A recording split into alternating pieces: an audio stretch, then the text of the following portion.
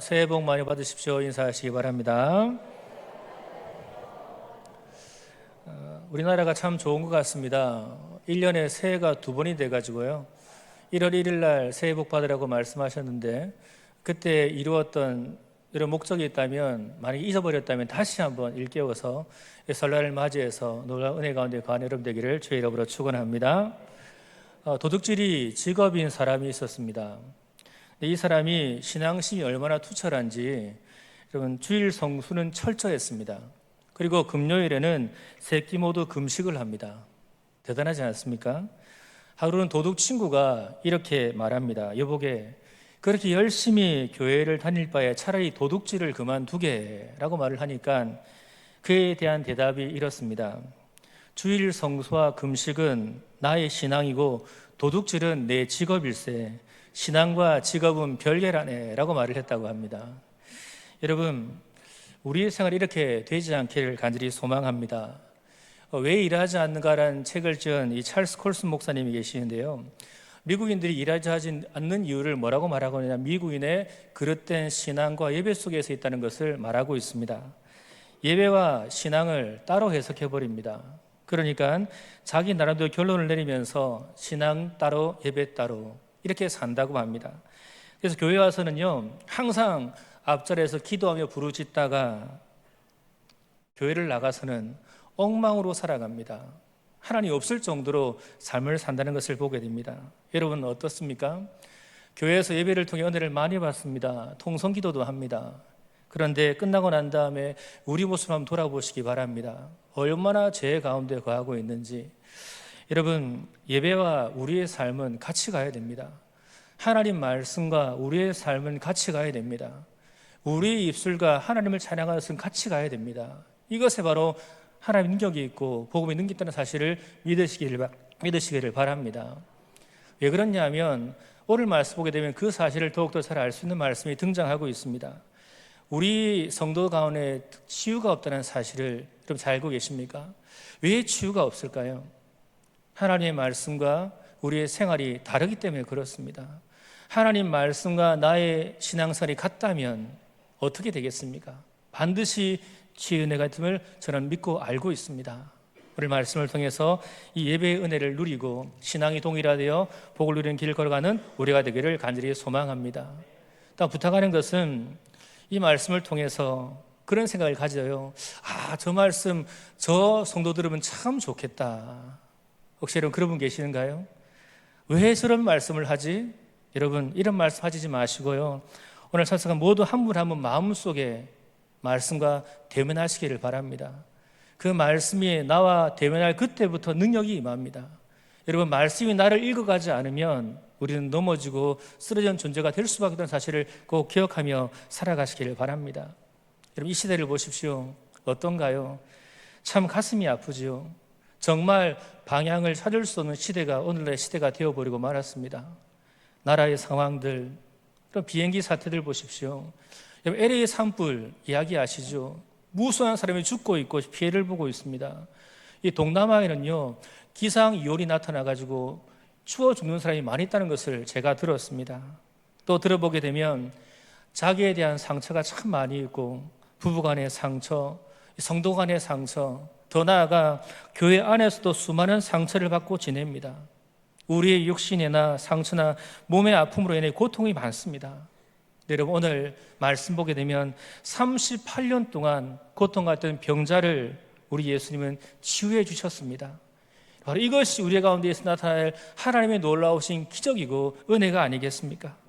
오늘 살아계신 하나님 말씀을 통해서 치유하는 손길을 경험하는 시간들 되기를 주의 이름으로 축원합니다. 어떻게 하면 우리의 삶에 치유가 있고 우리 안에 고통이 물러가겠습니까? 첫 번째로 알 수 있는 것은 바로 이것입니다. 읽어볼까요? 시작. 인내의 과정을 통과하라. 바로 예수님의 사역의 치유의 첫 번째 단계가 바로 인내라는 사실을 우리는 분명히 알아야 됩니다. 오늘 말씀의 병자를 소개하는 말씀은 단 한 절에 불과합니다. 무슨 말씀이죠? 거기 38해 된 병자가 있더라. 이 말씀 한 구절입니다. 여러분, 38년 동안 인내할 수 있으신가요? 우리 어르신들 죄송합니다. 결혼 생활 오래 하셨잖아요. 38 이상 된 분도 계시죠? 예, 잘 참으셔서 감사합니다. 38년 동안의 오랜 병든 생활, 이걸 어떻게 견딜 수가 있겠습니까? 한번 질문 드려볼게요. 한국인이 가지고 있는 기질 가운데 가장 문제가 되는 특성이 이런 무엇이라고 생각하십니까? 딱 떠오르시죠? 저도 그렇습니다만 음식점에 가서 하는 말, 물건 사러 가서 하는 말 뭐라고 합니까? 음식 주문할 때 뭐라고 이야기를 합니까? 제가요 안양신교회 청년 사역을 할 때에 러시아의 비전 트립을 다녀온 적이 있습니다. 모스크바를 갔습니다. 이 모스크바를 가니까 거기에 정말 유명한 참새 언덕이라는 곳이 있었습니다. 그래서 우리 아이들과 지나가고 있는데 갑자기 상점에 있는 그 상인이 우리를 보고 빨리 뭐 이렇게 말씀을 하는 거예요. 러시아 사람입니다. 제가 잘 못 들어가지고 찾아갔어요. 아니 뭐라고 하셨어요? 라고 물어보니까 우리 통역하시는 물어보니까 한국말로 빨리 막 이렇게 말을 하시더라고요. 러시아에서도 유명한 말이 빨리입니다. 그리고 또 여러분 한국 사람들을 보게 되면 알 수 있는 게 무엇이냐면 외국에 가서 줄을 설 때 가장 안절부절 못하는 사람이 누구일까요? 예, 한국 사람들입니다. 틀림없이 한국인들이 그리 참 많습니다. 이 한국의 성도가 이 자신에게 인내가 부족함을 알고 하나님께 이렇게 절실히 기도를 합니다. 하나님, 저는 인내가 부족합니다. 저에게 인내를 주십시오. 주여, 간절히 빌고 비오니 저는 인내가 부족합니다. 저에게 인내를 주십시오. 주여, 제가 인내가 부족하여 신경질을 자주 내오니 주여 인내를 주십시오. 주여, 간절히 구하오니 지금 당장 인내를 주십시오. 주여, 믿사오니 지금 속히 인내를 허락하여 주시옵소서. 이렇게 기도를 했다고 합니다. 성도 여러분, 하나님과 이 약속과 성취 사회에 가장 많이 등장하는 단어가 바로 인내라는 단어라는 사실을 알고 계십니까? 하나님의 말씀을 믿는 대로 즉각 하나님의 말씀이 내 안에 이루어진다면 이러면 참 좋을 것 같습니까? 한번 떠올려 보십시오. 아닙니다. 우리의 생각에는 우리 믿음이 대단히 좋아질 것으로 여겨집니다만 그러나 정반대일 거가 더 많습니다. 계속되는 약속의 성취로 인하여서 오히려 교만하게 되고 나태하게 됩니다. 그리고 안일에 빠지게 될 것이고 약속의 성취를 통해서 얻은 것들을 지키느라 막상 이것 주신 하나님을 잊어버릴 때가 더 많을 때라는 것을 우리는 알아야 됩니다. 하나님께서는 우리를 사랑하시기 때문에 그 약속의 시간을 성취시키기 위하여서 우리를 하여금 반드시 인내의 기간을 거치게 하신 사실을 꼭 믿으시기를 바랍니다. 시간이 지나고 난 다음에 그때 그랬구나 아는 것이 바로 우리의 신앙생활이 아닙니까? 은혜를 깨닫는 그 순간부터 우리는 그 약속을 담을 수 있는 그릇이 될 수가 있습니다. 우리가 잘 알고 있는 아브라함, 그가 하나님께 일방적인 약속을 받은 때가 몇 살 때인 줄 아시죠? 창세기 12장에 나오는 75세였습니다. 그런데요, 일방적으로 말씀했다면 하나님이 방금 이루어지게 해야 될 터인데 그 약속이 언제 이루어집니까? 25년이 지난 다음에 이루어집니다. 그럼 25년의 시간, 이게 바로 아브라함의 인내의 시간이었고 그때 아브라함이 어떻게 했습니까? 하나님과 절실히 교제했던 시간이 바로 그 시대였으며 100세 때 그 약속이 이루어졌습니다. 요셉도 마찬가지죠. 부모가 자기한테 경배하는 꿈을 꾼 나이가 몇 살이었습니까? 17세였습니다. 그런데 그 꿈이 이루어진 현실은 언제였습니까? 13년이 지난 30세가 되었을 때입니다. 13년의 기간, 여러분 아시다시피 정말 눈물과 고통의 기간이 바로 그 기간이었죠. 그의 인생을 한번 돌이켜본다면 한마디로 배신의 인생이었고 처절했고 비참했던 삶이었습니다. 그렇게 13년 동안 요셉이 어떻게 살았습니까? 매 순간마다 하나님만을 바라보는 인생을 살았으며 밤낮 기도로 그의 삶을 만들어 갔습니다. 무엇에 볼까요? 80세가 되었을 때 이스라엘 백성을 하나님께서 말씀하시죠. 가나안 땅으로 인도하는 애라 이렇게 말씀하셨습니다. 여러분 알듯이 애굽에서부터 가나안 땅까지는 걸어서 40일 되는 거리에 있습니다. 그런데 하나님이 몇 년으로 만드시죠? 40년으로 만들어 버리십니다. 그들의 식량은 40일 만에 다 똥나버립니다. 하나도 없습니다. 광야 생활 보십시오. 풀 한 포기도 없는 생활, 물 한 방울도 없습니다. 그래서 모세는 어떻게 나아갑니까? 하나님을 붙잡을 수밖에 없었습니다. 그의 시간은 기도로 날마다 채워갔습니다. 그 결과 모세는 노예 생활하던 백성들에게 하나님의 말씀을 따라 순종하여서 놀라운 해방을 선물해 주었던 인물이 되었지 않습니까? 하나님은 왜 이런 시간을 보내게 하실까요? 아브라함이 된 것, 요셉이 될 수 있었던 것, 모세가 모세일 수 있던 것이 무엇입니까? 그들에게 주어졌던 인내의 기간으로 이 모든 것이 이루어졌습니다. 인내의 기간 동안 그들이 완성되었습니다. 히브리서 10장 30절 말씀 보게 되면 우리말 성경에는 이렇게 말씀을 하고 있는데요. 같이 읽어보겠습니다. 시작. 여러분이 하나님의 뜻을 행하고 하나님께서 약속해 주신 것을 받으려면 인내가 필요합니다. 아멘이십니까? 오늘 말씀 보면 5절 말씀에 나와 있는 38해 된 병자, 이 병자는 하나님의 관점으로 보게 되면 38년 동안 기다렸다고 우리가 알 수 있지 않을까요? 하나님의 준비된 때를 그는 기다렸습니다. 우리 하나님은 하나님의 때, 하나님의 방법으로 하나님의 사람을 통해서 그 일을 이루어 가십니다. 이 사실을 믿으시기를 바랍니다. 그런데 하나님의 약속과 성취 사에는 반드시 인내가 필요합니다. 여러분의 삶도 마찬가지 아닐까요?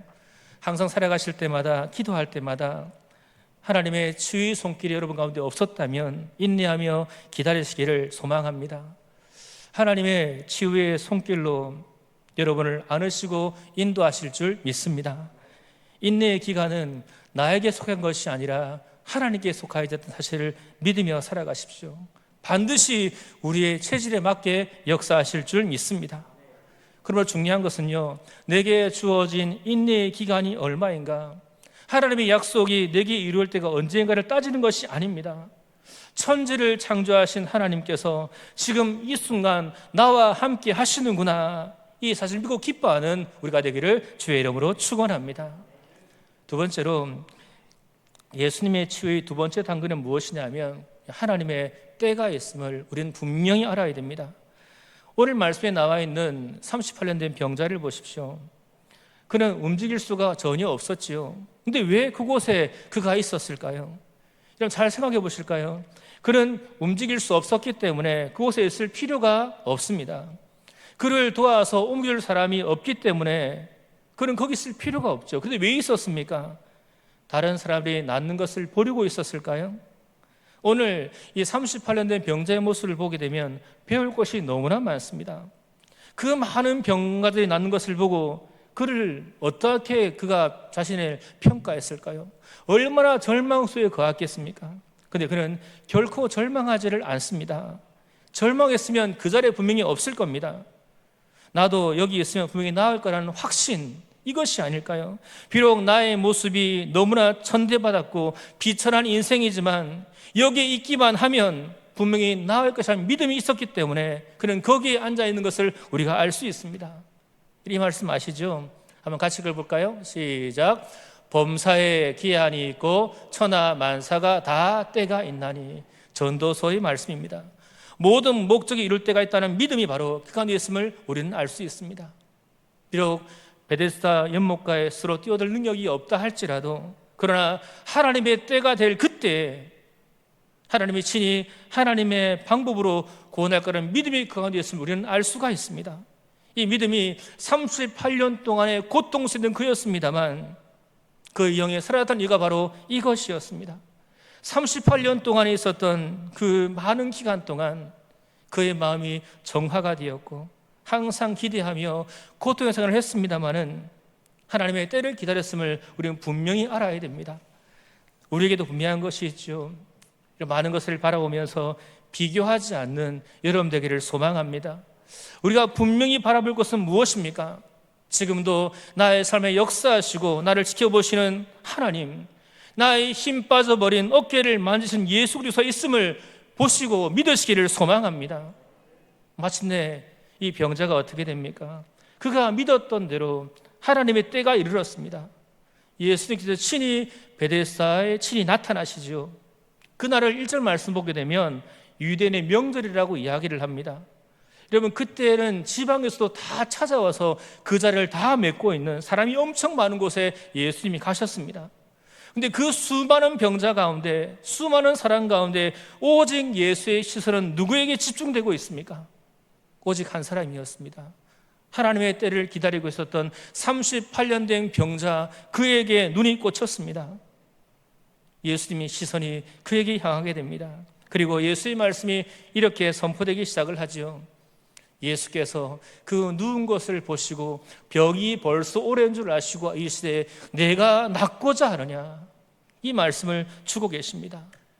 성도 여러분, 바로 이 말씀이 우리가 주시는 예수 그리스도의 사랑의 말씀이 아닐까 저는 확신합니다.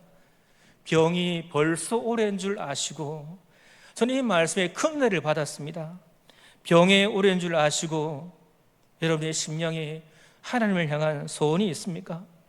벌써 오래인 줄 아시는 하나님께서 여러분에게 말씀하실 것입니다. 내가 이루기를 원하느냐? 자녀에 대한 소원이 너에게 있느냐? 벌써 오래인 줄 아시는 하나님께서 하나님께 반드시 이루어질 줄 믿습니다. 여러분, 기업에 대한 소원이 있습니까? 벌써 오래인 줄 아시는 하나님께서 반드시 하나님의 때에 이 모든 것을 이루실 줄을 믿습니다. 은성교회를 향한 하나님 때가 분명했음을 믿으시고 인내에 나아가는 우리가 되기를 간절히 소망합니다. 이런 베데스다, 이 지명의 뜻이 뭔 줄 아십니까? 자비의 집입니다. 자비의 집. 우리는 어떠한 존재들인가요? 하나님의 자비를 경험한 자들이 바로 우리 모두 아니겠습니까? 이 베데스다의 축복 속에 항상 거하기를 간절히 소망합니다. 하나님의 자비로움 속에 살고 있기 때문에 우리가 현재 이곳에 있음을 믿으시기를 바랍니다. 여러분, 주님께서 자비로우시며 여러분의 손목을 잡고 계신 것을 기억하시기를 바랍니다. 시편 아시죠? 우리가 인생을 살아갈 때 아주 넘어지지 않으면 주의 오른손이 너를 붙잡고 계심이라. 이게 우리 가운데 주시는 은혜가 아니겠습니까? 이런 예수님의 일방적인 사랑을 깨닫고 삶을 살아가시기를 소망합니다. 저는 오늘 본 말씀 가운데서 이 8절 말씀과 13절 말씀께 은혜를 받게 되는데요, 예수님께서 38년 된 병자에게 무엇이라고 말씀하십니까? 8절 말씀에 예수께서 이르시되 일어나 내 자리를 들고 걸어가라 하시니, 이렇게 말씀했습니다. 일어나 내 자리를 들고 걸어가라 라고 말씀했는데 13절 말씀 보게 되면은 이 고침받은 사람이 어떻게 말을 하고 있습니까? 읽어볼까요? 시작. 고침을 받은 사람은 그가 누구인지 알지 못하니 이는 그가 사람이 많음으로 예수께서 이미 피하셨음이라. 고침을 받은 사람은 그가 누군지를 알지를 못합니다. 예수님의 말씀에 38년 병자는 벌떡 자리에서 일어났고 자리를 깔고 있었던 자리를 들고 걷기 시작합니다. 너무나 놀라운 기적이 지금 일어났습니다. 그런데 사람들이 물어보잖아요. 너의 병 고친 사람이 누구니? 라고 물어보니까 답이 무엇이죠? 난 몰라. 이렇게 말을 합니다.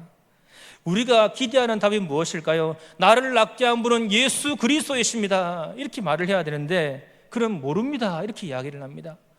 이런 무엇을 알 수 있습니까? 여기에 너무나 크고 놀라우신 하나님의 사랑이 있습니다. 예수님께서는 당시 이름을 모르는 사람, 알려고도 하지 않는 자를 직접 찾아가서 고치는 것을 우리가 눈으로 보고 있지 않습니까? 바로 이것이 우리 가운데 행하시는 하나님의 놀라우신 기적입니다. 더 중요한 것은요, 예수님께서 38년 동안 병들었던 그 환자를 치료한 것이 기적이 아니라 그 당시에 이름도 알지 못했던 그 사람을 찾아가서 고쳤다는 것이 더 중요한 사랑이 아닐까요? 우리 모습 생각해 보십시오. 너무나 부족하고 하찮은 나의 모습이 아닙니까? 보면 볼수록 초라하고 자기 욕심밖에 모르는 그런 존재가 우리들이 아닙니까? 남을 저주하고 욕하기를 저주했던 사람이 우리들의 모습이죠. 불평 때문에 하나님께 소리치며 살았던 이 모습. 그런데 이 나를 누가 먼저 찾아와 주셨습니까? 그분은 바로 예수 그리스도이십니다. 예수님이 나를 먼저 찾아주셨기 때문에 이것이 기적이고 이것이 복음입니다. 인간의 상식으로는 상상할 수 없는 예수의 사랑을 확신하며 살아가는 우리가 되기를 간절히 소망합니다. 그래서 마지막으로 이런 치유를 경험했던 자가 해야 될 일이 과연 무엇이겠습니까? 그럼 11절 말씀을 같이 읽어볼까요? 시작. 그 후에 예수께서 더 심한 것이 생기지 않게 다시는 죄를 범하지 말라 하시니, 무엇을 부탁합니까? 다시는 죄를 범하지 말라, 이 부탁을 하십니다. 38년 된 병자 환자, 그리고 우리가 알고 있는 이 간음에서 붙잡힌 여인에게 예수님은 똑같은 말을 하셨지요. 다시는 죄를 범하지 말라. 여러분, 이 말씀이 치유를 받은 우리에게 주시는 하나님의 명령입니다. 알코올 중독자나 많은 중독으로 생활한 분들에게 말하는 것이 무엇입니까? 다시는 하지 마세요. 이 말을 제일 많이 하지, 마찬가지입니다.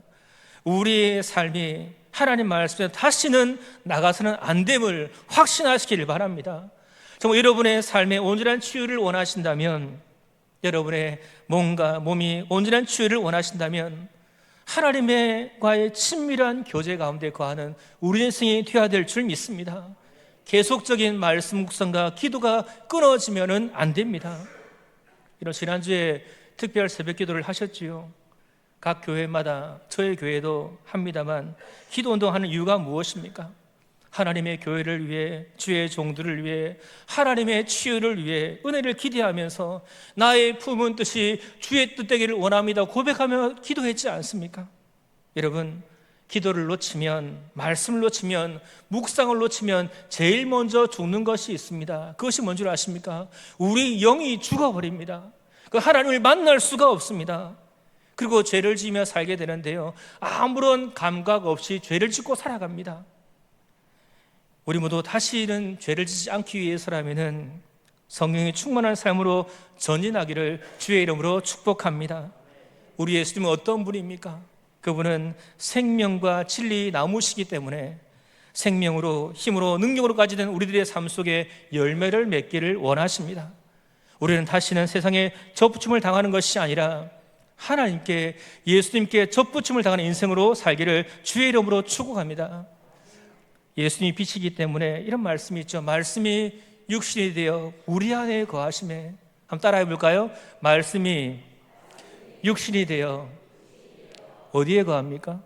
우리 안에 거하심에. 우리 안에 말씀이 있습니다. 그 말씀이 누구이십니까? 로고스, 바로 예수 그리스도가 우리 안에 계십니다.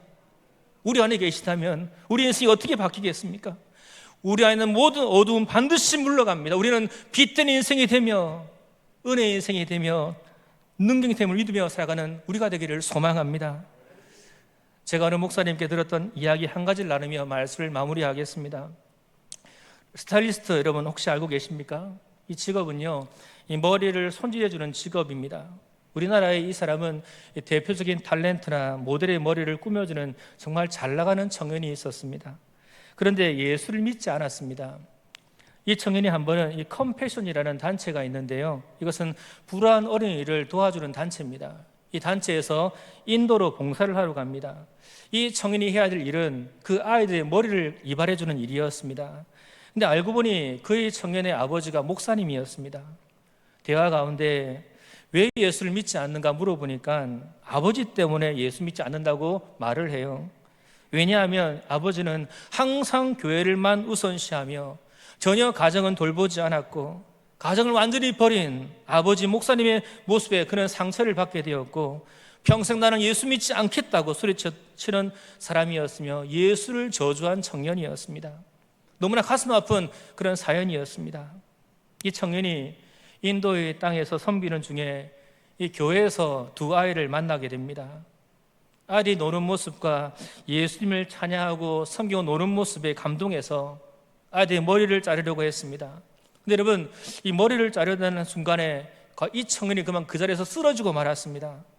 두 명째 자르다가 쓰러지기 시작하는데요, 여러분, 미용하시는 분이 그럴 수가 있는가요? 없지 않습니까? 근데 이 친구 갑자기 쓰러지더니 옆에 있는 목사님께 이렇게 말합니다. 목사님, 지금 제가 예수님을 영접하도록 기도해 주세요. 이렇게 말을 하지 않겠습니까? 하는 말이, 제가 지금 머리를 자르다가 예수님의 음성을 들었습니다. 목사님 기도해 주세요. 그렇다면 목사님은 어떻게 해야 됩니까? 바로 기도를 해줘야 되는데 목사님은 이렇게 답을 합니다. 청년, 이왕이면 머리 다 자르고 기도하자. 반쯤 자르고 기도하면 이상하잖아 라고 말을 하고 난 다음에 머리를 다 자르고 난 다음에 청년이 이렇게 말을 합니다. 여러분, 인도에는 지금도요 이가 많습니다. 이 머리에 뭐가 많았을까요? 이가 많기 때문에 여러분, 머리에 이를 제거하려면 뭐를 뿌리죠? 어릴 때 옛날에 석회를 막 뿌리지 않습니까? 이 석회를 뿌렸는데 이 머리에다가 이 때문에 석회를 잔뜩 뿌린 상황 가운데 이런 머리 위에 이가 굳어 있습니다. 이 청년이 머리를 딱 자르려고 가위를 딱 올리는 그 순간 이 석회를 보니까 너무너무 더러워서 고개를 돌립니다. 그리고 더러워진 그 모습 보고 이 썩은 것을 보니까 속도 너무 좋지 않습니다. 그래도 머리를 깎는 그 순간에 예수님께서 이런 말씀을 하십니다. 바로 기적적인 사랑의 음성이 들리기 시작하는데요. 나는 너의 더러워진 썩어버린 심령의 머리를 자르기를 원한다. 그 말씀이었습니다. 나는 너의 더러워진 썩어버린 심령의 머리를 자르기를 원한다. 이 말씀이 계속 그의 마음에 들리기 시작을 합니다. 그 청년은 예수를 영접합니다. 자기 모습을 철저하게 보게 됩니다. 너무나 더러운, 너무나 썩어버린 자신의 서보던 상처, 아버지를 향한 미움의 상처가 그 예수를 영접함을 통하여서 그 자리에서 완벽하게 치유가 되어버리고 맙니다. 할렐루야. 성도 여러분, 치유를 경험하기를 원하십니까? 하나님의 음성을 들으시기를 바랍니다. 내가 너의 더러워진 썩어버린 심령을 치유하기를 원한다. 아직도 가슴에 썩어진 채로 남아있는 쓴뿌리가 있느냐? 예수의 이름으로 치유되기를 원한다 말씀하는 그 말씀을 듣는 우리가 되기를 주의 이름으로 축원합니다. 우리가 인생을 살아갈 때마다 많은 파도가 칠 때가 많지요. 여러분, 파도가 칠 때 이기는 방법이 뭐라고 생각하십니까? 돌진하면 100% 죽습니다. 이기는 방법 하나밖에 없습니다. 파도 위로 올라가면 이기게 됩니다. 이런 마음의 상처, 두려움이라는 파도가 있죠. 실패라는 파도가 있습니다. 죽음이라는 파도가 있습니다. 자녀의 문제라는 파도가 몰아칠 때 우리는 어떻게 해야 되겠습니까? 성도 여러분, 뛰어오르시기를 주의 이름으로 축원합니다. 누가 같이 뛰어올라야 될까요? 바로 그분은 바로 예수 그리스도이십니다. 예수와 함께 뛰어올라 주의 놀라운 영광을 경험하는 우리가 되기를 간절히 소망합니다. 그때 예수님께서 여러분의 몸과 영을 놀랍게 치유하시고 기쁨과 즐거움의 삶을 감당하게 할 줄 믿습니다. 우리의 삶의 해답은 누구이실까요? 오직 예수 그리스도이십니다. 오늘 이 시간